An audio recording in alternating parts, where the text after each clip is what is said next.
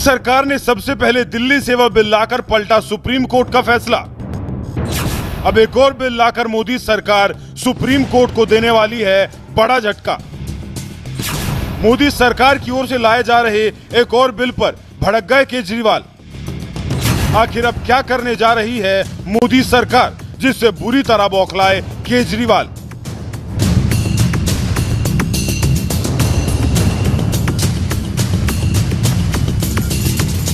दरअसल इसी साल 11 मई को देश की सबसे बड़ी अदालत सुप्रीम कोर्ट ने एक ऐतिहासिक आदेश के तहत अफसरों के ट्रांसफर पोस्टिंग की ताकत दिल्ली की केजरीवाल सरकार को दे दी थी।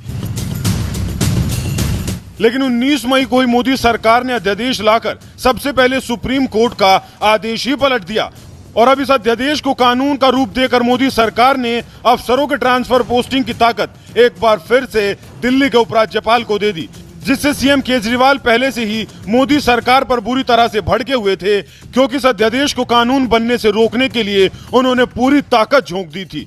यहां तक कि 26 सियासी पार्टियों के विपक्षी एकता को भी इसका विरोध करने के लिए राजी कर लिया था। लेकिन इसके बावजूद सीएम केजरीवाल दिल्ली सेवा बिल को संसद में पास होने से नहीं रोक पाए और इस तगड़े झटके से बौखलाए सीएम केजरीवाल अब एक और संभावित बिल को लेकर मोदी सरकार पर टूट पड़े हैं।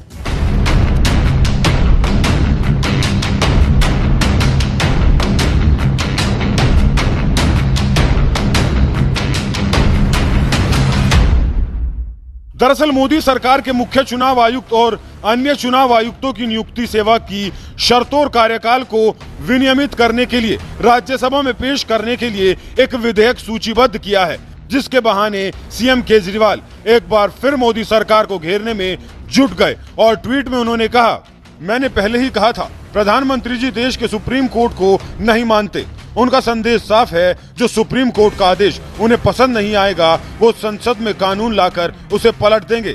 यदि पीएम खुलेआम सुप्रीम कोर्ट को नहीं मानते तो ये बेहद खतरनाक स्थिति है। सुप्रीम कोर्ट ने एक निष्पक्ष कमेटी बनाई थी जो निष्पक्ष चुनाव आयुक्तों का चयन करेगी। सुप्रीम कोर्ट के आदेश को पलटकर मोदी जी ने ऐसी कमेटी बना दी जो उनके कंट्रोल में होगी और जिससे वो अपने मनपसंद व्यक्ति को चुनाव आयुक्त बना सकेंगे।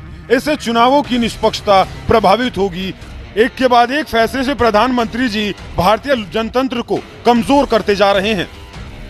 एक और ट्वीट में सीएम केजरीवाल ने मोदी सरकार को आड़े हाथों लेते हुए कहा, प्रधानमंत्री जी द्वारा प्रस्तावित चुनाव आयुक्तों की चयन कमेटी में 2 बीजेपी के सदस्य होंगे और एक कांग्रेस का। जाहिर है कि जो चुनाव आयुक्त चुने जाएंगे वो बीजेपी के वफादार होंगे।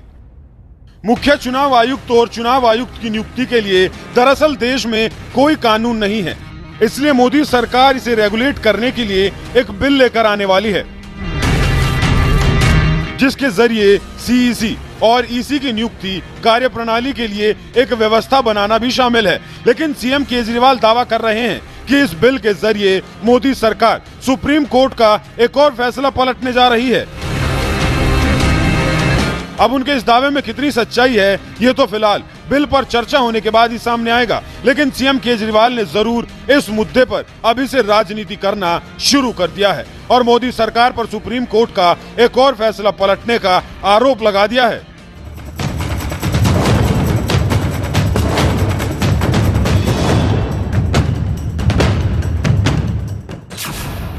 क्यों उठा सीईसी ईसी की नियुक्ति का मुद्दा?